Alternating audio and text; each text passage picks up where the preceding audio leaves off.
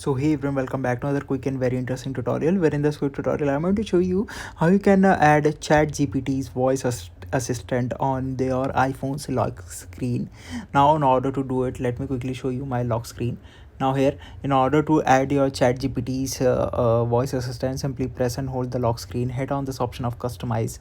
Once you go over there, here on the below section you will find this option of widget. Simply tap over there, and here you need to find the chat gpt option right there, and here simply swipe route on the right. You'll see this option of voice with chat gpt. Simply drag and drop this one to your lock screen and hit done. Now you'll see that the chat gpt's voice assistant feature is now on your lock screen. You can simply tap over there to access it. There we go. Alright, so that's it for this tutorial. I hope this video will be helpful for you. Make sure to hit the like button and subscribe button for more such helpful and interesting tutorials. See you in the next one. Take care.